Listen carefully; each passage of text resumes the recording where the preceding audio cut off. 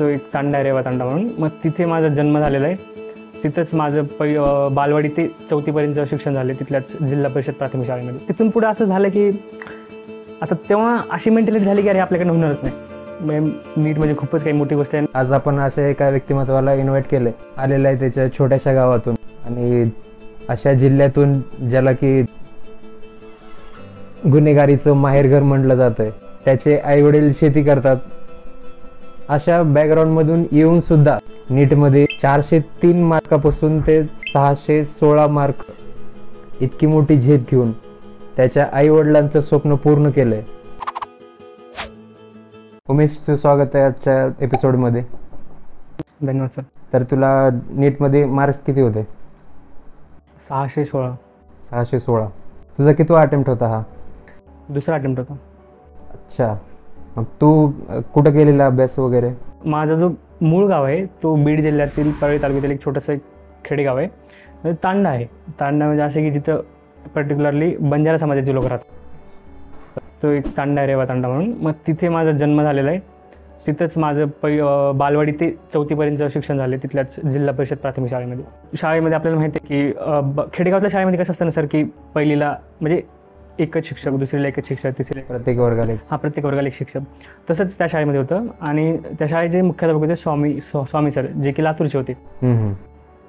तर माझं असं होतं की बालवाडी ते 4थीपर्यंत जे 4-5 वर्ष होते तर मी थोडंसं ॲक्टिव्ह होतो शाळेमध्ये. माझ्यासोबतची जी मुलं होती त्यांच्यापेक्षा बरंच काही थोडंसं ॲक्टिव्ह होतो असं म्हणायला हरकत नाही.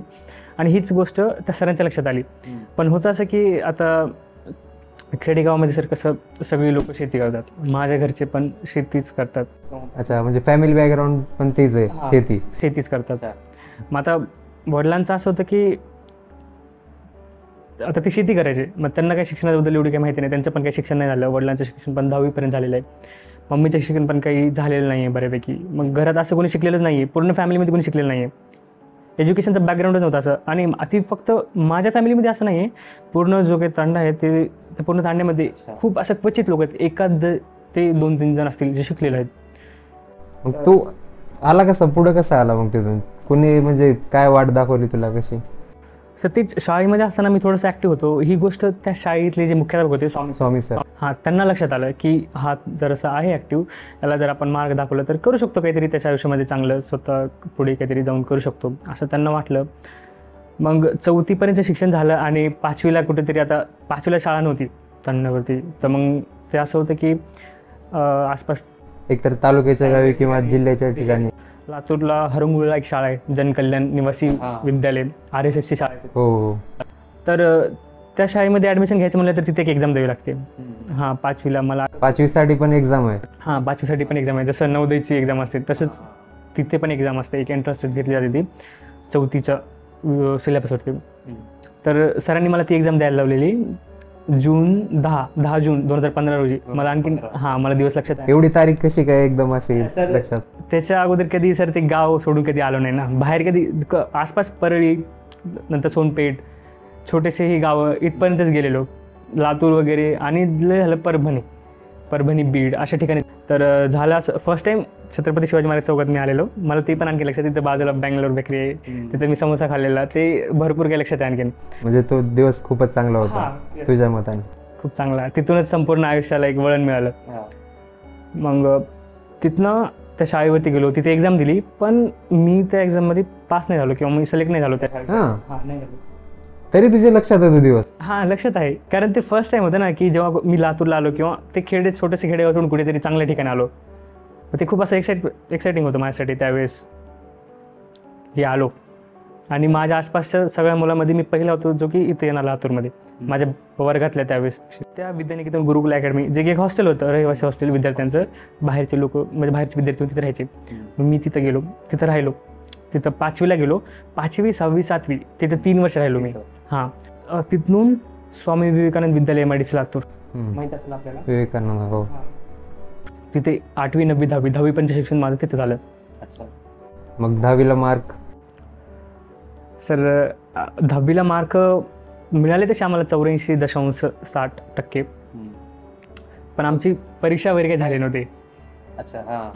आम्ही कोरोनाची जी पहिली आमची 10वी कोरोनामध्ये झालेली आहे. मग ती एक्झामच नाही झाली. आमचे जे मार्क्स होते तर 9वीच्या बेसिसवरती देण्यात आले. मोबाईल वगैरे काही नव्हता. मग असं होतं की त्यावेळेस अभ्यास काहीच नाही केला. काहीच म्हणजे अभ्यासाचे जे नातं होते ते सगळं तुटून गेलं. मग ते मार्क्स पाहिल्यावर ते घरच्यांचं काय रिएक्शन होतं? घरचे काय म्हणले? काय कुठली फील्ड निवडायची? काय करायचं? की अगोदरच तुझं फिक्स होतं की तू नीटकडे जाणार, डॉक्टर होणार? सर ते आणि हां एक होतं की मी ज्यावेळेस विद्यानिकेतन अकॅडमीला होतो तर विद्यानिकेतन अकॅडमीला कसं होतं की ते उन्हाळ्यामध्ये 11वी आणि 12वीचे क्रॅश कोर्स घ्यायचे CET आणि नीटसाठी. ह्याच्या करोनाच्या अगोदर? हां करोनाच्या अगोदर 2016-17ला किंवा आत्ता पण ते आहेत तिथे क्लासेस. मग आम्ही त्यावेळेस तिथं हॉस्टेलवरती राहायला 6वी-7वीची मुलं होतो. तर ती जे काही 2 महिन्यासाठी आलेली क्रॅश कोर्ससाठी आलेली जी मुलं होती त्यांना आम्ही सर्व करायचो जेवण वगैरे असणं. अच्छा तुम्ही? हां आम्ही असं करायचो. तर मग तिथूनच एक ते नाही का एक ॲटमॉस्फिअर क्रिएट झालेलं. त्यांना पाहून मोटिवेशन आलं असं म्हणू शकता. एक इन्स्पिरेशन भेटलं की यार हां आपल्याला पण हेच करायचं आहे. आणि लातूर सर एक नीटसाठी असं एक खूप प्रचित शहर आहे तेव्हा. Latur pattern Mothegaonkar sir, IIB, then Shashidhar. तर माझा जो चुलत भाऊ आहे त्याने मला विचारलेलं की नेमकं पुढे काय करायचं 10वीमध्ये. 10वीचे एंडचे दिवस होते आणि 10वीमध्ये पण आम्ही मला टिपिकल रिलेटिव्ह एकदम. नाही टिपिकल म्हणजे तेच काय करणार 10वी नंतर काय? हो अगोदरच विचारलं जातं. मला विचारण्यात आलं की काय करणार 10वी नंतर. मी सांगितलं B फार्मसी करायचे. कारण त्यावेळेस असं वाटायचं की MBBS म्हणजे खूपच मोठी गोष्ट आहे, अवघड आहे खूप आपल्याच्यांना. एक तर आपण एवढ्या ह्याच्यातून आलो तर तिकडून होईल न होईल डाऊट होता, सेल्फ डाऊट.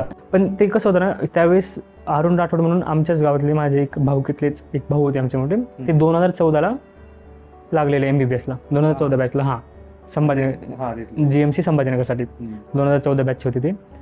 तर त्यांचं एक होतं इन्स्पिरेशन की हां यार ते पण आपल्याच गावातले. आणि त्यांचं असं होतं की सर ते 10वीपर्यंत आमच्याच गावामध्ये शिकलेले. हो म्हणजे 10वी त्यांची तिथं झाली होती. मग तू लातूरला येऊन का नाही होणार? हां ते एक होतं की ते आपल्या खेडेगावामध्ये जिल्हा परिषद शाळेमध्ये शिकून MBBSला लागू शकतात. 2014 साली तेव्हा काही रिसोर्स वगैरे नव्हतं, काही नव्हतं. B फार्म करायचं होतं तुला पण तू MBBS मध्ये होतं ते एक सिनियर होता. आणि 10वीचा रिझल्ट आला. 10वीचा रिझल्ट आल्यानंतर माझ्या एक दुसऱ्या एका म्हणजे रिलेटिव्हने विचारलं की काय करायचं. त्यांनी मला एक आयडिया दिली की तू NDA पण करू शकतो. NDA पण करू शकतो तू. मग ज्यावेळेस 10वीचा रिझल्ट आला मला वाटतं मे मध्येच रिझल्ट आलेला. आणि रिझल्ट आल्यानंतर माझं असं होतं की आता NDA करायचं आहे, नीट वगैरे काय नको, NDA करायचं. अगोदर B फार्म नंतर NDA, नंतर MBBS वरती आलो. मग नंतर NDA वरती आलो. मग 1 महिना केलं त्याचं. रोज सकाळी उठून रोज सकाळी उठून मॅप वगैरे जायचो, मॅथ्सचे क्वेश्चन वगैरे सॉल्व्ह करायचो, असं वगैरे 1 महिना केलं. पण देन त्याच्याबद्दल माहिती घेतली थोडीशी. मग असंच मला खूप डिफिकल्ट आहे हे, काय आपल्याच्यानं नाही होणार. नाही व्हायचं म्हणजे असं होतं की बाहेर जायचं त्याचा खर्च खूप भरपूर होता. मग ते असं होतं की घरच्यांना ते झेपणार पण नाही, तेवढा खर्च होता त्याचा. जायचं त्याची कोचिंग वगैरे त्याची फीस भरपूर होती. मग ते घरच्यांना झेपणार नव्हतं हे मला माहिती होतं बऱ्यापैकी. म्हणून मग ते असं होतं की ड्रॉप केलं ते प्लॅन. मग त्यावेळेस ऑप्शन होता की मग काय करायचं. मग त्यावेळेस एकच ऑप्शन होता नीट करायचं. आणि मला आठवते जून महिन्यामध्ये काहीतरी जून 2021 मध्ये बायजूसचं मी सबस्क्रिप्शन घेतलेलं. तेव्हा बायजूस भरपूर ही होत होतं. मी सबस्क्रिप्शन घेतलेलं बायजूसचं त्यावेळेस. त्यावेळेस काही कोचिंग वगैरे एवढे फेमस नव्हते पण मी घेतलेलं बायजूसचं. मग ते आमच्या खेडेगावामध्ये पहिल्यांदा असं कोणीतरी करणार, मी पहिलाच होतो. मग मला कसं असं नवीन करायला आवडतं. भले ते येऊ न येऊ ते वेगळी गोष्ट पण करायचं आपण. माझा एक आहे ते ॲटिट्यूड हे करत नवीन गोष्टी आपण एक्सप्लोर करायचं. येईल नाही ती नंतरची गोष्ट आहे. मग मी काय केलं की घरच्यांना सांगितलं की असंच एक प्लॅटफॉर्म आहे बायजूस आणि नीटसाठी आहे बऱ्यापैकी चांगलं. आता मला बी माहीत नव्हतं चांगलं आहे कसं आहे. मी जस्ट ऐकलं होतं त्याच्याबद्दल आयडिया होतं. आता त्यावेळेस ॲडव्हर्टाईजमेंट वगैरे व्हायची बायजूसची बऱ्यापैकी. तर ते घरच्यांना पण ठीक वाटलं. तर घरच्यांना तर काही एवढी माहिती नव्हती त्याच्याबद्दल. सांगणारं मीच होतो, करायचं पण मलाच होतं. मग त्याचं म्हणणं होतं काही ठीक आहे अडचण नाही, तुला करायचं तर कर. मग त्यांनी बायजूसचं सबस्क्रिप्शन घेऊन दिलं मला. मग 2 महिने मी संभाजीनगरला गेलो माझ्या दादाकडे अभ्यास करण्यासाठी. लॉकडाऊनमध्ये की घरी काय अभ्यास नाही होणार आपलं. लॉकडाऊनमध्ये मी तिकडे गेलो. मग मी तर तिकडे गेल्यानंतर 2 महिने काही असं अभ्यास वगैरे काही झाला नाही माझा. मी केला नाही ॲक्च्युली. माझ्याकडे टॅब वगैरे आलं. मोबाईल नव्हता त्याच्या अगोदर कधीच. तो फर्स्ट टाईम माझ्याकडे टॅब आलेला. मग ते मोबाईलचं एवढं भयानक नाद लागला मला. मी अभ्यास सोडून बाकी सगळ्या गोष्टी करायला लागलो. PUBG खेळणं, इंस्टाग्राम सगळं काही नवीन होतं त्यावेळेस. कारण त्याच्या अगोदर कधी केलंच नाही ना. मग ते फर्स्ट टाईम होतं, भेटायला लागलं. पण ते आपल्याला सर्वांना माहिती आहे फर्स्ट टाईम केलं की थोडंसं मग ते तसेच 2-3 महिने तसेच गेले. मग ज्यांच्याकडे मी राहायला गेलेलो त्यांनी सांगितलं माझ्या वडिलांना की अभ्यास करत नाहीये, इथे येऊन गेम खेळतोय. त्यांनी माझा स्क्रीन टाईम वगैरे पाहिलेला पॅडचा, ते टॅब जे माझ्याकडे होतं त्याचं. त्यांनी घरी सांगितलं. मग मी घरी आलो. कुठाई हा घरी आलो. मग नाही मारलं नाही पप्पानी, थोडंसं रागवलं, बोलले आता काय. मग त्यांनी मला क्लिअरली विचारलं तुला करायचं की नाही. आता त्यावेळेस काही लहान होतो, काही समजत नव्हतं, सगळं काही नवीन होतं. मग मी म्हटलं मला करायचं आहे. मग करायचं म्हटल्यानंतर मग कुठे करायचं ते प्रश्न परत आला. मग परत करायचं तर आता लातूर होतं ते. हां बऱ्यापैकी. हां लातूर की बायजूस. आता बायजूस होणार नाही हे त्यांना समजलं होतं, कारण मी काय केलं नाही 2 महिने. घेऊनही काही फायदा नाही त्याचा. घेऊनही काही फायदा नाही. मग ते आधीतनं सोडून दिलं मी बायजूस तसंच. मग ठरवलाच की लातूरला आता ॲडमिशन घ्यायचं. मग मी लातूरला आलो आणि लातूरला आल्यानंतर जे कोचिंगमध्ये पहिली टेस्ट घेतली त्यांनी आमची, आतापर्यंत जेवढं पण सिलेबस झालेलं त्यांच्या जूनपासून नोव्हेंबरपर्यंत, पहिले 2-3 महिने मी काय केलंच नाही, कारण मी बायजूस करत होतो.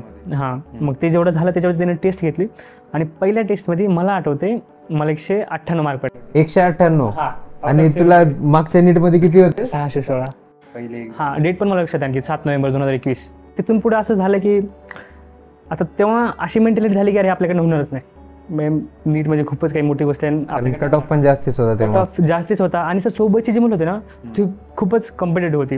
आता सोबतच्या ना यायचे 650 680 मार्क तेव्हा. हां त्यावेळेस यायचे सोबतच्या मुलांना 2021 मध्ये. हां टेस्टमध्ये, रेग्युलर टेस्टमध्ये. हां तेच.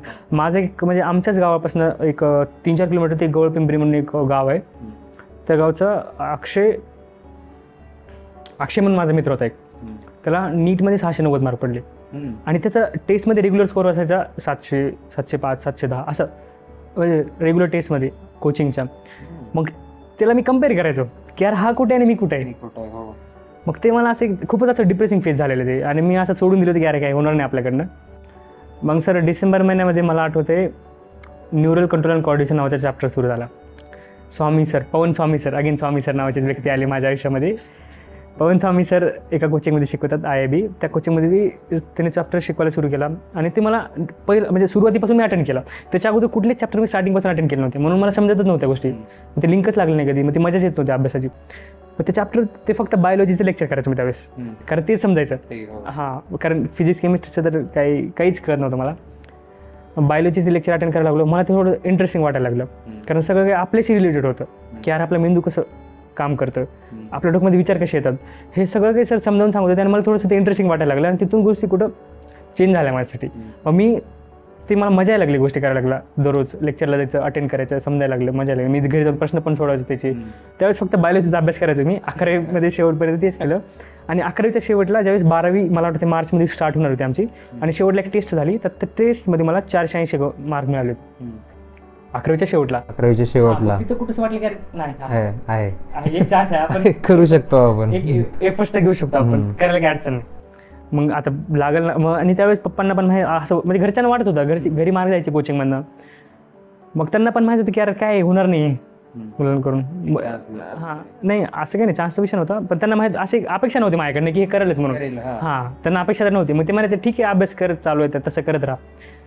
मग माझं असं की 12th ज्यावेळेस सगळे नवीन चॅप्टर सुरू झाले 12वीमध्ये. मग सगळे नवीन सुरू झाले. मग मी सुरुवातीपासून सगळे लेक्चर अटेंड म्हणजे करायला चालू केलं. आणि सुरुवातीत सगळ्या गोष्टी मला समजायला लागले. मला वाटतं ते मार्चच्या 12 तारखेला काहीतरी आमची एक्झाम झाली होती. म्हणजे फुल डेडिकेशन तो अभ्यास केला पूर्ण. 12वीचं वर्ष फुल डेडिकेशन. मग तर झालंच की ते पहिल्या टेस्टमध्ये मला 494 मार्क मिळाले होते 12वीच्या पहिली जी रेग्युलर टेस्ट झालेली. मग तिथून आणखीन कॉन्फिडन्स वाढला की यार हा नाही आपण रेग्युलर करत आलं तर होऊ शकतं. तसंच मग 12वीचं वर्ष खालीवरी तेच 400 450 500च्या म्हणजे हायेस्ट माझा 12वीमध्ये 538 काहीतरी होता. त्याच्यावरी की मी जाऊ शकलो नाही. आणि पहिल्या अटेम्प्टमध्ये सर मला 403 गुण मिळाले होते. 403. हां म्हणजे कोचिंगमध्ये जास्त येत होते आणि एकदमच नीटमध्ये कमी. मग ते बोर्ड कसं मी क्लिअर केलं. मला 12वीमध्ये 75% मिळाली. शाहू कॉलेजला होतं. मग 12वीचं झालं, मार्चमध्ये परत आलो कोचिंगला, पण तिथनं काही स्कोअर वाढत नव्हता. तिथं स्टक झालं एकदम. मग ते 500 पण नाही 400 पण नाही, मग स्कोअर पार 321 350 360 त्याच्यामध्येच यायला लागला. तरी फायनली नीटला मला 403 मार्क मिळाले होते फर्स्ट अटेम्प्टला. मग 403 मार्क मिळाले. मग आता घरी, आणि सर ज्यावेळेस घरी सांगितलं होतं की नाही? नाही सांगितलं होतं, घरी सांगितलं होतं हां एवढे मार्क मिळाले म्हणून. मग घरच्यांचं म्हणणं होतं की आता BMS भेटते 403 मार्क तर घेऊन टाक, कुठं परत 1 वर्ष वाया घालतोस. पण माझं असं होतं की आता 403 पडले तर एक होतं माइंडमध्ये की अरे एक चान्स तर द्यायला पाहिजे आपण स्वतःला, असं होतं. मग परत लातूरला आलो मी आणि त्यावेळेस माझ्या घरच्यांची इच्छा नव्हती की मी करावं रिपीट. होतं पप्पांची खूप इच्छा होती मला BMS भेटत होतं, मी करून टाकायला पाहिजे, वाया कशाला घालायचं वर्ष म्हणून, करून टाकायला पाहिजे तू BMS, असं त्यांचं म्हणणं होतं. चान्स मागितला तू घरून मग. परत कुठली कोचिंग? म्हणजे पप्पांना हे सांगितलं मी ऑनलाईन करायचं आहे, पण ऑफलाईन कोचिंग मी नंतर चालू केली. ड्रॉपला आलो मी लातूरला.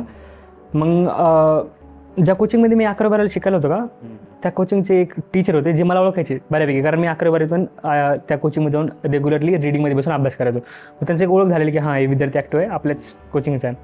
मग ज्यावेळेस मी ड्रॉप इयरला लातूरला आलो परत, तर त्या सरांनी मला पाहिलं आणि त्यांनी मला विचारलं किती मार्क आले. मी सरांना सांगितलं मला 463 मार्क आहेत. जेव्हा मला मी सांगितलं सर 463 मार्क आले. आता कोणी पण सांगून टाकतं यार, आता काय कमी नाही सांगू वाटत आपल्याला. मी सांगितलं 463 मार्क आलेत म्हणलं. मग सरांनी विचारलं मग आता कुठे करतोय म्हणलं, आता नेमकं काय करतो घेतो आता. म्हटलं सर मी आता म्हणलं एक ड्रॉप घेतला आहे म्हणे. मग कोचिंग वगैरे कुठं लावली. म्हणलं सर ऑनलाईन करतोय म्हटलं. म्हणे का आपल्या इथे लावायला काय प्रॉब्लेम आहे. म्हणलं सर मला माझ्या घरच्यांची काही इच्छा नाही म्हटलं मी ड्रॉप घ्यावं, पण मी माझ्या मर्जीने आलो आहे, मला करायची इच्छा म्हणून मी आलो आहे. आणि मी घरी सांगितलेलं नाही, म्हणजे माझं असं की मला घरच्यांना त्रास नाही द्यायचा परत फीसाठी वगैरे वगैरे, मला नाही त्यांना त्यांना असं होतं की यावेळेस त्यांना मला काही त्रास नाही द्यायचा, मी स्वतः आलो आहे ऑनलाईन करेल मी 1 वर्ष असं होतं. मग सर मला बोलले की तू काय कर उद्यापासून आपल्या कोचिंगला ये. खराटे सर नाही ते कोचिंगचे एक मॅनेजमेंटमधले टीचर आहेत ते. पण मी त्यांच्याकडे एकदा फीससाठी गेलेलो, सर माझी फीस थोडी भरपूर आहे, मला थोडंसं कन्सेशन द्या. मग तेव्हापासून सरांसोबत चांगली ओळख झालेली माझी. मग सर मला बोलले की तू ये कोचिंगला, काही प्रॉब्लेम नाही, फीसचा नको विचार करू. मग मला म्हणले की तुला जेवढी पॉसिबल आहे तेवढी भर. मला आता घरच्यांना फीसाठी त्रास नव्हता द्यायचा, कारण घरच्यांची इच्छाच नव्हती मी रिपीट करू. मला आता BMS घ्यायला तयार झाले. मग त्यात आणखीन आपण त्यांना पैसेच सांगायचं म्हणजे ते मला बरोबर वाटत नव्हतं. मग मी घरी सांगितलं नाही त्याच्याबद्दल. मग परत मी विचार केला की यार आपण एक संधी सांगायला पाहिजे घरच्यांना की यार असं असं आपल्याला संधी मिळते. मग घरी म्हटलं की असं एक सर भेटले होते मला, त्यांनी सांगितलं की तू येऊ शकतोस कोचिंगला, तुला जेवढी भरायची तेवढी भर. मग घरचे म्हटले किती भरू शकतो आपण मॅक्झिमम, म्हणजे मग मी सांगितलं 10,000 रुपये. तुम्ही 10,000 रुपये द्या, मी बोलतो सरांशी. मग 10,000 रुपयेमध्ये माझं ॲडमिशन झालं त्या कोचिंगमध्ये. त्या सरांनी करून दिलं मला. 2022ची गोष्ट आहे? नाही 24ची गोष्ट आहे सर. अच्छा नाही सॉरी 23ची गोष्ट आहे ही. 24मध्ये मी एक्झाम दिली ना, 2023ची गोष्ट आहे. म्हणजे 2023 मध्ये पण त्या सरांमुळे तुला इतक्या कमी ह्याच्यामध्ये पण ॲडमिशन भेटलंय. म्हणजे सरांचे आभारच मानावं लागतं. खूपच जास्त आभार. आणि ज्यावेळेस माझं सिलेक्शन झालं मला असं वाटतं माझ्या घरच्यांपेक्षा पण जास्त सर खुश होते की यार हा माझा विद्यार्थी, कारण त्यांनी मला संधी दिली, विश्वास दाखवला माझ्या. हा ठीक आहे तू करू शकतोस. आणि मला संधीचं सोनं करून दाखवलं. घरच्यांचं काय रिएक्शन होतं तेव्हा? घरचे सर आता त्यांचे म्हणजे त्यांच्याकडे शब्दच नव्हते ते रिॲक्ट करायला असं काही. कारण मागच्या ह्याच्यामध्ये 403 तिथून डायरेक्ट 616. त्यात घरच्यांचा विरोध की नको करू 1 वर्ष ड्रॉप, आणखीन आपलं जे भेटते ते करून टाक. मग घरचे खूप खुश होते, खूपच जास्त. नाही करून दाखवलं. गावातला म्हणजे तू दुसरा डॉक्टर होता? दुसरा डॉक्टर. बऱ्यापैकी पण कॉलेजमध्ये आलो ना भरपूर सर स्वतःला एक्सप्लोर केलं. म्हणजे समजलं की यार माझ्यामध्ये काय कमी आहे, भरपूर गोष्टी कमी आहे. इथं आल्यानंतर समजलं आपल्यापेक्षा पण भरपूर काही चांगले लोक इथं आहेत. मग ते एक आहे की आजूबाजूचे लोक खूप चांगले आहेत. मग त्यांच्याकडे बघून आपण स्वतःमध्ये चेंजेस घडवून आणू शकतो किंवा काहीतरी चांगलं करण्याचा प्रयत्न करू शकतो आपण. तर म्हणू शकतो तसं आपण की स्वतःमध्ये बदल घडवून त्यांच्यासारखंच काहीतरी चांगलं करण्याचा प्रयत्न करू शकतो. ते एक आहे. आणि मी कॉलेजच्या म्हणजे काही 2-3 इव्हेंट झाले आपल्या कॉलेजमध्ये, जसं की शिवजयंती झाली, त्याच्यामध्ये पण आम्ही स्किट वगैरे परफॉर्म केलं होतं. ते पण खूप छान झालं होतं म्हणे. ते आम्ही नव्हतो त्याला, पण छान झालेलं सर ते. नंतर संयुक्त जयंती झाली बऱ्यापैकी. संयुक्त जयंतीमध्ये पण सर एक गोष्ट मला खूप जास्त आवडलेली, संयुक्त जयंतीच्या शेवटी पोस्टर एक्झिबिशनचं एक प्रोग्राम होतं. तर तिथं जे आपले MS सर होते त्यांनी बाहेरून काही लोक बोलवलेली आणि आम्ही तिथं होतो पोस्टर एक्झिबिशनच्या टायमिंगला. आम्ही काही पर्टिक्युलर पोस्टर एक्झिबिशन टाईमला एक्सप्लेन करत होतो. तर मला ती गोष्ट खूप आवडली की बाहेर त्याच दिवशी म्हणजे 14 एप्रिलला ज्या पद्धतीनं लोकांनी जयंती साजरी केली डॉक्टर बाबासाहेब आंबेडकरांची, त्याच्या एकदम अपोजिट पद्धतीनं आपण आपल्या महाविद्यालयामध्ये साजरी केली. मग ते थोडंसं मला वाटलं की हे गोष्ट आहे जे आपण करू शकतो बाहेर. दुसऱ्या कॉलेजेसमध्ये इम्प्लांट करू शकतो. दुसऱ्या कॉलेजमध्ये किंवा बाहेर पण, शाळेमध्ये पण, कोचिंगमध्ये नाही, कोचिंग तर नाही म्हणतात पण कॉलेजेस जे होते ज्युनियर कॉलेजेस 11वी-12वीचे तिथं, किंवा खेडेगावातले जे शाळा आहेत. म्हणजे वैचारिक जयंती साजरी झाली पाहिजे. ते DJ वगैरे जे पण आपण करतो त्याच्यापेक्षा बेटर आहे की वैचारिक जयंती आपण आंबेडकरांची साजरी करायला पाहिजे. कारण आंबेडकर मोठे झाले किंवा त्यांनी आपल्याला मोठे केले त्यांच्या विचारामुळेच, त्यांचं नावच त्यांच्या विचारामुळे असं मला वाटतं. सो वैचारिक जयंती साजरी केली पाहिजे. हे खूप इन्स्पायरिंग आहे असं मला वाटतं. आतापर्यंत तर सर एवढाच प्रवास आहे.